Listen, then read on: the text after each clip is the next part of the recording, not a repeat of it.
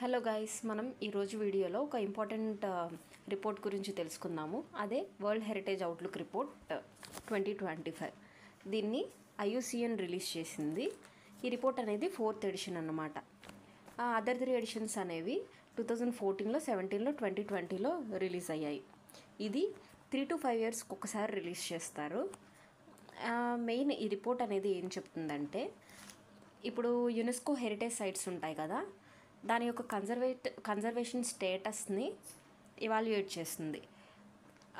ఇప్పుడు UNESCO sites అంటే అన్ని సైట్స్ కాదు, ఇందులో particularly natural and mixed sites. ఇది మనం గుర్తుపెట్టుకోవాలి. ఎంసీక్యూస్లో మళ్ళీ కన్ఫ్యూజ్ చేస్తారనమాట. కల్చరల్ సైట్స్ కూడా ఇంక్లూడ్ చేసి ఇస్తారు. సో అలా కాదన్నమాట, ఓన్లీ న్యాచురల్ అండ్ మిక్స్డ్ సైట్స్ని మాత్రమే ఇవాల్యుయేట్ చేస్తుంది.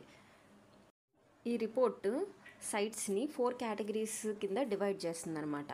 అదే good with some concern, significant concern, critical, ఈ కేటగిరీస్ కింద డివైడ్ చేస్తుంది. ఈ రిపోర్ట్లో మోర్ దెన్ 200 సైట్స్ని ఎవాల్యుయేట్ చేసింది.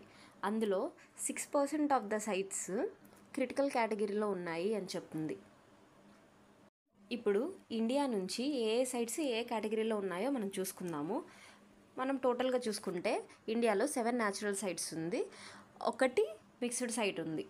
ఆ ఒక్క మిక్స్డ్ సైట్ ఏంటంటే కాంచన్జంగా నేషనల్ పార్క్. ఇది సిక్కింలో ఉంటుంది. ఇది ఒకటి మాత్రమే ఈ గుడ్ కేటగిరీలో ఉంది. రిమైనింగ్ 4 చూసుకుంటే great Himalayan national park Kaziranga అస్సాంలో ఉంది, క్యూలాడో రాజస్థాన్లో, నందాదేవి వ్యాలీ ఆఫ్ ఫ్లవర్స్ ఇదేమో ఉత్తరాఖండ్లో ఉంది. ఇవి గుడ్ విత్ సమ్ కన్సర్న్ కేటగిరీలో ఉన్నాయి. వెస్టర్న్ ఘాట్స్, మనాస్, సుందర్బాన్స్ చూసుకుంటే ఇవి సిగ్నిఫికెంట్ కన్సర్న్ కేటగిరీలో ప్లేస్ చేశారు వీటిని. ఇప్పుడు ఈ రిపోర్ట్ అనేది సౌత్ ఏషియాలో ఉన్న హెరిటేజ్ సైట్స్కి ఒక 4 థ్రెడ్స్ అనేది హైలైట్ చేసింది. ఈ థ్రెడ్స్ వల్ల ఈ హెరిటేజ్ సైట్స్ ఎఫెక్ట్ అవుతున్నాయి అని చెప్పి. ఆ 4 థ్రెడ్స్ ఏంటో ఇవి చూద్దాం మనం.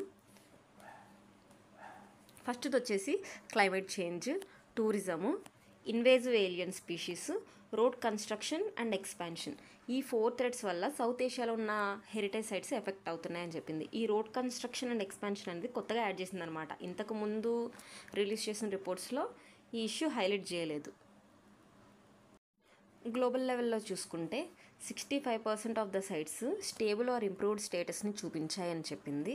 దానికి ఎగ్జాంపుల్గా యుఎస్ఏలో ఉన్న ఎల్లోస్టోన్ నేషనల్ పార్క్, ఇండోనేషియాలో ఉన్న కొమోడో మెరైన్ నేషనల్ పార్క్ని ఎగ్జాంపుల్గా చూపించాయి. 80% ఆఫ్ ద సైట్స్ అనేది క్లైమేట్ థ్రెట్స్ని ఫేస్ చేస్తున్నాయి అని చెప్పింది. ఆస్ట్రేలియాలో ఉన్న గ్రేట్ బ్యారియర్ రీఫ్ అనేది కోరల్ బ్లీచింగ్కి ఎఫెక్ట్ అవుతుంది. అలాగే గ్లేషియర్ మెల్ట్ ద్వారా సైట్స్ అనేది ఎఫెక్ట్ అవుతున్నాయి అని చెప్పింది.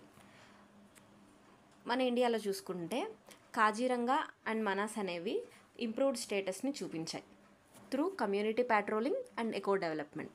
కమ్యూనిటీ ప్యాట్రోలింగ్ అంటే లోకల్ కమ్యూనిటీస్ని, విలేజర్స్ని కన్జర్వేషన్లో ఇంక్లూడ్ చేయడం, లైక్ యాంటీ పోచింగ్ యాక్టివిటీస్ అనమాట. మనం అస్సాంలో చూసుకుంటే 1 హార్న్ రైనోని పోచింగ్ చేస్తున్నారు. అప్పుడు ఆ గవర్నమెంట్ ఏం చేసింది, కమ్యూనిటీని కన్జర్వేషన్లో ఇంక్లూడ్ చేసింది. సో అది చాలా సక్సెస్ అయింది.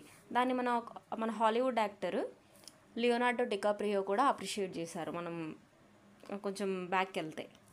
సో అలాగనమాట ఈ 2 సైట్స్ ఇంప్రూవ్డ్ స్టేటస్ని చూపించాయి. సుందర్బాన్స్, వెస్టర్న్ ఘాట్స్ని హైలైట్ చేశాయి అన్నమాట. ఇవి సెలినిటీ, మైనింగ్, ఫ్రాగ్మెంటేషన్ అనే థ్రెట్స్ని ఫేస్ చేస్తున్నాయి అని చెప్పి.